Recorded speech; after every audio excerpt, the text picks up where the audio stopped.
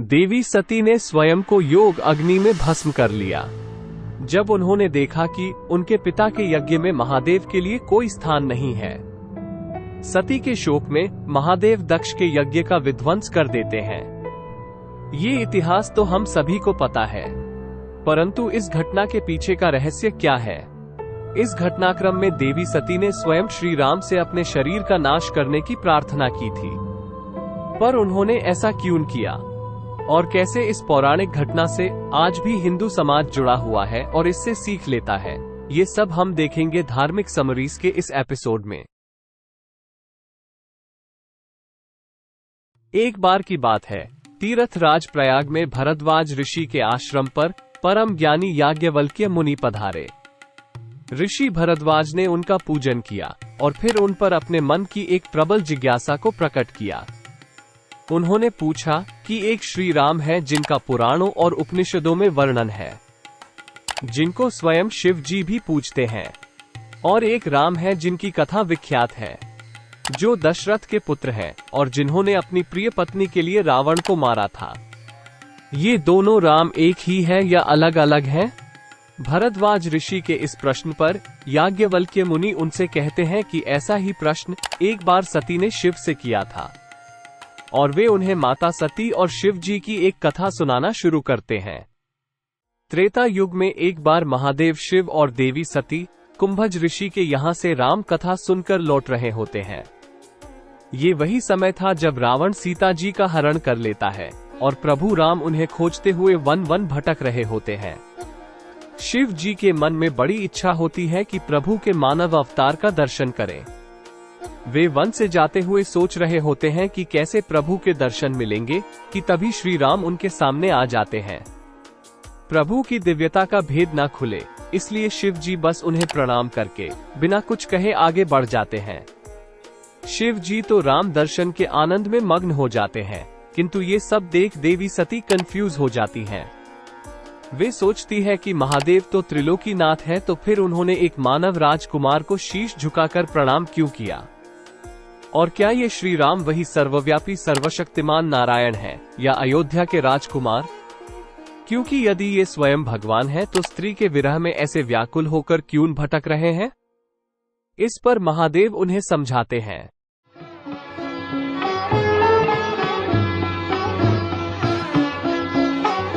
मुनि धीर जोगी सिद्ध संतत विमल मन जेहि ध्यावहि, कहि नेति निगम पुराण आगम जासु कीरति गावहि। सोई राम व्यापक ब्रह्म भुवन निकाल पति माया धनी, अवतरु अपने भगत हित निज तंत्र नित रघुकुल मणि। अर्थात ज्ञानी मुनि, योगी और सिद्ध निरंतर निर्मल चित्त से जिनका ध्यान करते हैं तथा वेद, पुराण और शास्त्र नेति नेति कहकर जिनकी कीर्ति गाते हैं, उन्हीं सर्वव्यापक समस्त ब्रह्मांडों के स्वामी, मायापति, नित्य परम स्वतंत्र ब्रह्म रूप भगवान श्री राम जी ने अपने भक्तों के हित के लिए रघुकुल के मणि रूप में अवतार लिया है। किंतु फिर भी देवी सती का संदेह नहीं मिटता, तो अंततः शिव जी उन्हें राम जी की परीक्षा लेने के लिए कहकर एक पेड़ के नीचे बैठ जाते हैं। किंतु देवी सती अपने कौतूहल और चंचल स्वभाव वश कुछ ऐसा कर बैठती हैं जिसके परिणाम दूरगामी होते हैं। वे श्री राम की परीक्षा लेने के लिए माता सीता का रूप बनाकर श्री राम के पास जाती हैं, किंतु प्रभु राम उनको पहचान लेते हैं और शीश झुकाकर उन्हें प्रणाम करते हैं। श्री राम का प्रभाव देखकर देवी सती बहुत दुखी होती हैं और तुरंत ही शिव जी के पास लौट चलती हैं। वहां से लौटते हुए उन्हें श्री राम की महिमा का आभास होता है। वन के बीच ही उनके समक्ष एक दिव्य दृश्य प्रकट होता है, जिसमें वे हर और अनेकों संतों, देवियों, देवताओं और सिद्ध जनों को देखती हैं, और सबके मध्य में श्री राम, लक्ष्मण और सीता जी को देखती हैं। वे सभी लोग श्री राम और जानकी की सेवा कर रहे होते हैं। ये देखकर वे चकित हो जाती हैं और उनका हृदय भक्ति और अपने किए के पश्चाताप से भर जाता है। जब वे शिव जी के पास पहुंचती हैं, तो शंभु उनसे पूछते हैं कि क्या परीक्षा ली श्री राम की, तो वे उन्हें झूठ बोल देती हैं। किंतु भगवान शिव तो ठहरे अंतर्यामी, वे दिव्य दृष्टि से सब जान लेते हैं। सती ने माता सीता का रूप धारण किया, ये जानकर उन्हें बड़ा दुख होता है। वे ये सोचते हैं कि यदि अब मैंने सती से प्रेम किया तो ये भक्ति की मर्यादा के विपरीत होगा, क्योंकि सीता जी को वे माता के रूप में पूजते थे। शिव जी मन ही मन सती का त्याग करके एक गहन समाधि में लीन हो जाते हैं। जब शिव जी बिना कुछ कहे लंबे समय तक समाधि में लीन रहते हैं, तो देवी सती समझ जाती हैं कि उनके कपट के कारण शंभु ने उनका त्याग कर दिया है। उन्हें इस बात से अत्यंत पीड़ा होती है और इसी वेदना में वे श्री राम से प्रार्थना करती हैं कि जल्दी से जल्दी उनका ये शरीर मिट जाए और उनके कर्म का प्रायश्चित हो जाए, ताकि उन्हें एक नया शरीर मिले जिसमें वे शिव जी की अर्धाग्नि बन पाए। बहुत समय बाद जब भोलेनाथ की समाधि समाप्त होती है, संयोगवश उसी समय देवी सती के पिता दक्ष प्रजापति ने अपने घर पर एक महायज्ञ का आयोजन किया होता है और दैव प्रेरणा से सती जी का उस यज्ञ में जाने का बड़ा मन करता है। वे शिव जी से आज्ञा मांगती हैं, जिस पर महादेव उन्हें समझाते हैं कि यद्यपि गुरु, स्वामी, पिता और मित्र के घर बिन बुलाए भी जाना चाहिए, लेकिन क्योंकि दक्ष के मन में शिव जी के लिए बैर है, इसलिए वहां बिन बुलाए जाना उचित नहीं होगा। महादेव के बहुत समझाने पर भी देवी सती नहीं मानती, तो फिर शिव जी कुछ गणों के साथ उन्हें विदा कर देते हैं। इसके बाद का दुखद इतिहास तो हम सबको पता ही है। तो दोस्तों, ये है याज्ञवल्क्य और भरद्वाज के बीच हुए संवाद का एक अंश, जो रामचरितमानस के 4 संवादों में से पहला है। ये संवाद हमें देवी सती के आत्मदाह के पीछे का घटनाक्रम समझाता है। दोस्तों, कभी कभी हम अपने चंचल स्वभाव वश ईश्वर की लीला को समझ नहीं पाते और उसे साधारण समझकर उसे परखने की भी कोशिश कर बैठते हैं।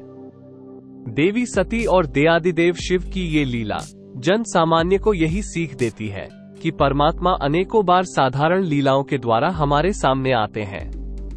अब ये हम पर है कि हम उनका सत्कार करें या उनकी परीक्षा लें। ये लीला हमें भक्ति के चरम का एक आदर्श भी दिखाती है, जहां शिव जी ने श्री राम के प्रति अपनी गहन भक्ति की कसौटी पर अपने प्रेम को भी बलिदान कर दिया, और देवी सती ने शिव जी के लिए अपनी भक्ति और प्रेम के लिए अपने शरीर का त्याग कर दिया।